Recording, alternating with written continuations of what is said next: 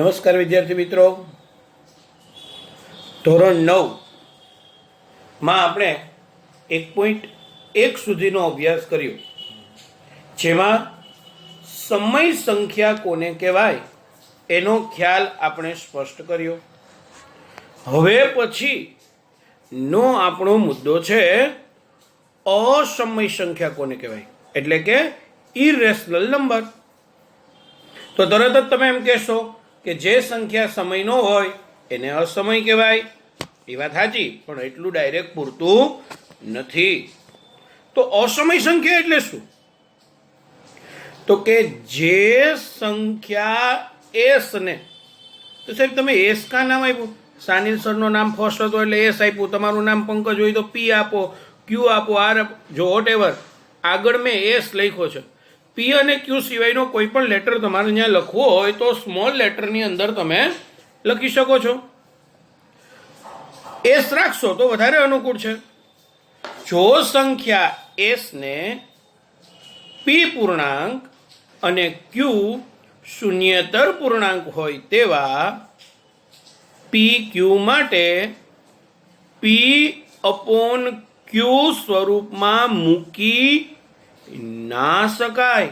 આની પહેલામાં એવું હતું કે પી અપોન ક્યુ સ્વરૂપમાં મૂકી શકાય, તો એને સમય કહેવાય. પણ અહીંયા શબ્દ શું આવ્યો? મૂકી ના શકાય તેવી સંખ્યાને અસમય સંખ્યા કહેવામાં આવે છે. આની પહેલાની સમયની ને અસમયની વ્યાખ્યા માત્ર એક જ શબ્દ વધારાનો આવ્યો છે, અને એ શબ્દ કયો છે? ના. શું શબ્દ આવ્યો છે? ના. સમય અને અસમયની અંદર કયો શબ્દ ખાલી એડ થયો છે? તો કે ના. શું આવ્યું હતું ઓલામાં? મૂકી શકાય, અને આમાં શું આવ્યું? મૂકી ના શકાય. બરાબર? તો આ વાત થઈ સમય અને અસમયની. ત્યાંથી આગળ જોઈએ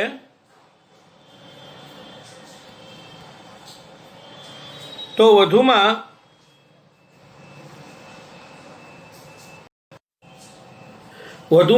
આગળ વાત કરીએ. ઇન શોર્ટ એવું કહી શકાય કે જે વાસ્તવિક સંખ્યાઓ સમય નથી. શું કીધું? જે વાસ્તવિક સંખ્યાઓ સમય નથી તેને અસમય સંખ્યાઓ કહેવાય. શબ્દ ઉપર ધ્યાન આપજો.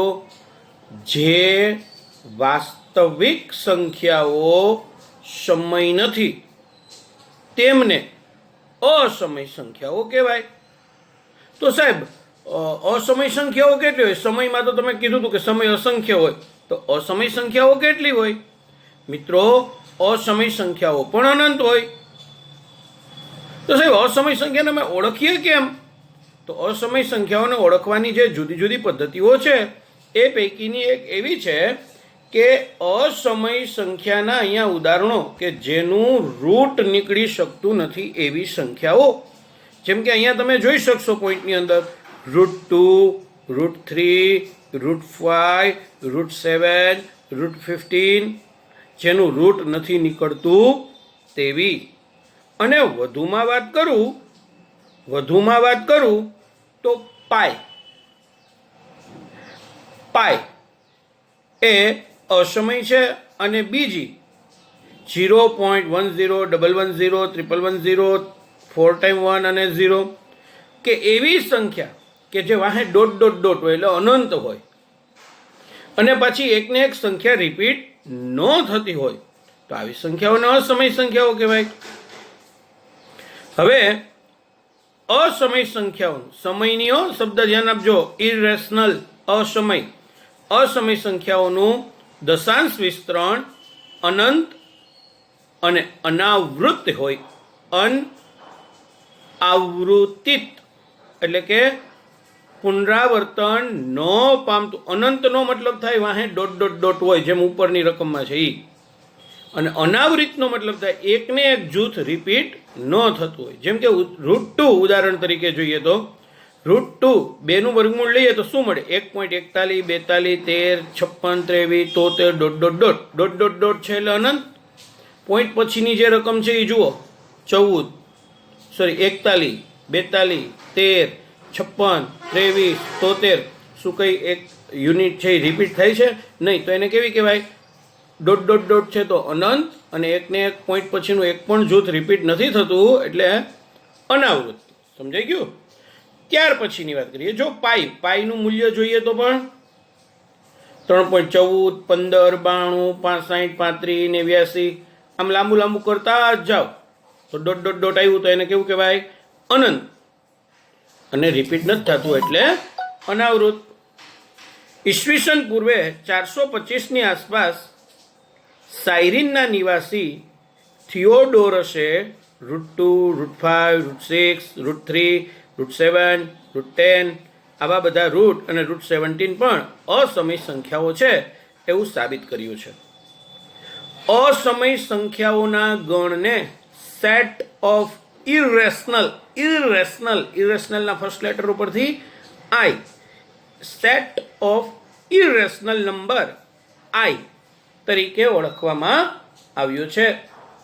તો કઈ કઈ અસમય સંખ્યાઓ છે જોઈ શકો છો. 0.10, 110, 111, એ સાહેબ ત્યાં 1 જ હાલે, 2 નો હાલે.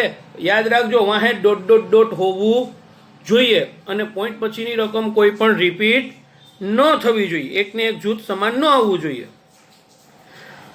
સમય સંખ્યાઓના ગણ જેને આપણે નામ આપ્યું હતું ક્યુ, અસમય સંખ્યાઓનો ગણ જેને આપણે નામ આપ્યું આઈ, બંને અલગ અલગ ગણ છે.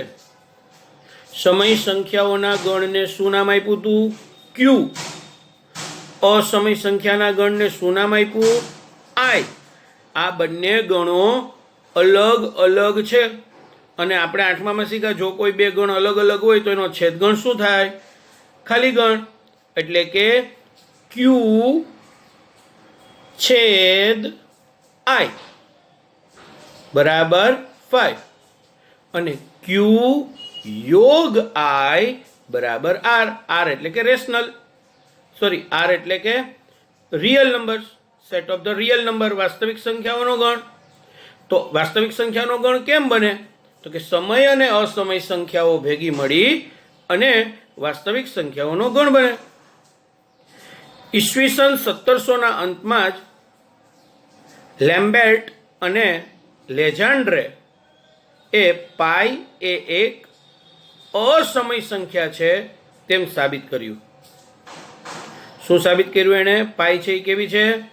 અસમય. કોણે સાબિત કરીને બતાવ્યું હતું? લેમ્બર્ટ અને લેજાન્ડ્રે. સંખ્યા રેખાનું પ્રત્યેક બિંદુ એ વાસ્તવિક સંખ્યા છે એ માટે વાત કરીએ. સંખ્યા રેખાઓ પર વાસ્તવિક સંખ્યાઓ એટલે કે કઈ કઈ આવશે? સમય અને અસમય બંનેને દર્શાવી શકાય. તો તમને પ્રશ્ન થાય સાહેબ અમારે 8મામાં આવતું હતું સંખ્યા રેખા પર 1, 2 ધન પૂર્ણાંક, ઋણ પૂર્ણાંક, શૂન્ય, અપૂર્ણાંક આવું બધું બતાવતા હતા. શું તમે √2 ને પણ સંખ્યા રેખા પર દર્શાવી શકો ખરા? તો કે હા, √2 ને પણ સંખ્યા રેખા પર દર્શાવી શકાય. વાસ્તવિક સંખ્યાઓ એટલે કે સમય અથવા તો અસમય હોઈ શકે છે. પ્રત્યેક વાસ્તવિક સંખ્યાનું સંખ્યા રેખા પર એક અનન્ય બિંદુ તરીકે નિરૂપણ પણ થઈ શકે. એવી જ રીતે સંખ્યા રેખાનું પ્રત્યેક બિંદુ એ એક વાસ્તવિક સંખ્યા છે. આ કારણથી જ સંખ્યા રેખાને વાસ્તવિક સંખ્યા રેખા કહેવામાં આવે છે. શબ્દ ઉપર ધ્યાન આપજો. સંખ્યા રેખાને બીજા કયા નામથી ઓળખવામાં આવે? વાસ્તવિક સંખ્યા રેખા. શા માટે? સંખ્યા રેખાનું પ્રત્યેક બિંદુ એક વાસ્તવિક સંખ્યા છે. સંખ્યા રેખાનું પ્રત્યેક બિંદુ એ એક વાસ્તવિક સંખ્યા છે. એટલા માટે જ શું સંખ્યા રેખાને વાસ્તવિક સંખ્યા રેખા પણ કહેવામાં આવે છે. તો આ સમગ્ર પોઈન્ટ જે અહીંયા બોર્ડ પર નોટ કર્યો છે એમાં કયા કયા મુદ્દાઓની વાત કરી? તો પહેલા તો અસમય કોને કહેવાય? જે સમય નથી એને અસમય કહેવાય. અસમય સંખ્યાઓ કેટલી છે? તો કે અનંત. એના ઉદાહરણો આપ્યા √2, √3 અપ ટુ પાઈ 0.10, 1 એટલે કે અનંત અનાવૃત હોય એવી. ત્યાર પછી વાત કરી ઈસવીસન પૂર્વે 425ની આસપાસ સાયરીનની નિવાસી થિયોડોરસે આ બધી રૂટવાળી સંખ્યાઓ અસમય છે. આમાં જે આઈપીઓ એ સિવાયની ઘણી છે જે સમય પણ છે. પછી અસંખ્ય સંખ્યાઓના ગણની વાત કરી, એને આઈ તરીકે ઓળખવામાં આવ્યો, set of the irrational number. સમય સંખ્યાઓનો ગણ ક્યુ, અસમય સંખ્યાઓનો ગણ આઈ. આ બંને એકબીજાથી ભિન્ન છે એટલે બંનેનો છેદગણ ખાલી ગણ છે, અને બંનેનો યોગગણ કરીએ તો શું થાય? આર. ઈસવીસન 1700ના અંતમાં જ લેમ્બર્ટ અને લેજાન્ડ્રેએ પાઈ એ એક અસમય સંખ્યા છે એવું સાબિત કરી દીધું. સંખ્યા રેખાનું પ્રત્યેક બિંદુ એ વાસ્તવિક સંખ્યા છે. સંખ્યા રેખાનું પ્રત્યેક બિંદુ એ વાસ્તવિક સંખ્યા છે એટલે એમ કહેવાય સંખ્યા રેખા પર વાસ્તવિક સંખ્યાઓને દર્શાવી શકાય, એટલે કે સમય અને અસમય બંને. વાસ્તવિક સંખ્યાઓ સમય અથવા તો અસમય હોઈ શકે છે. પ્રત્યેક વાસ્તવિક સંખ્યાનું સંખ્યા રેખા પર એક અનન્ય બિંદુ તરીકે નિરૂપણ થઈ શકે છે. એવી જ રીતે સંખ્યા રેખાનું પ્રત્યેક બિંદુ એ એક વાસ્તવિક સંખ્યા છે. આ કારણથી જ સંખ્યા રેખાને વાસ્તવિક સંખ્યા રેખા પણ કહેવામાં આવે છે.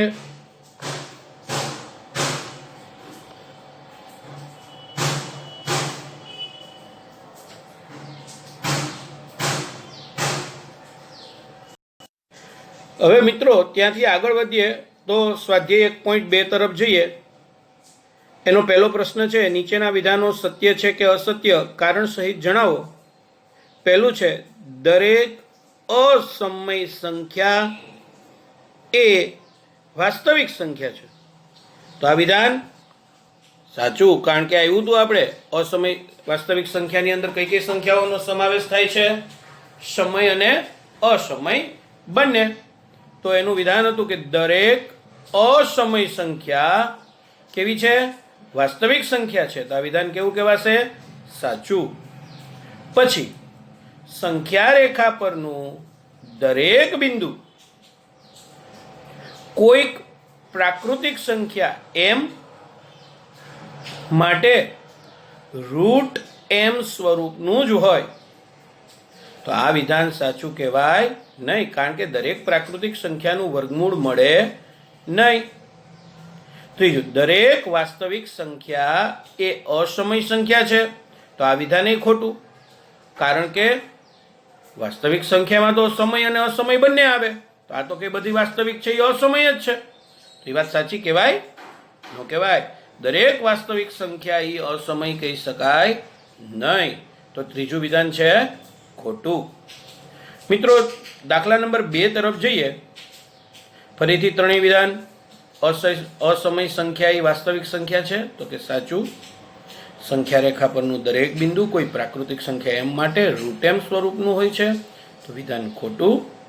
દરેક વાસ્તવિક સંખ્યા એ અસમય સંખ્યા છે. વિધાન ખોટું, કારણ કે વાસ્તવિક સંખ્યામાં સમય અને અસમય બંને પ્રકારની સંખ્યાઓનો સમાવેશ થાય છે. ત્યાર પછીની વાત કરીએ, શું દરેક ધન પૂર્ણાંકનું વર્ગમૂળ અસમય હોય છે? ધન પૂર્ણાંકનું વર્ગમૂળ અસમય હોય? તો કે નહીં. કેમ?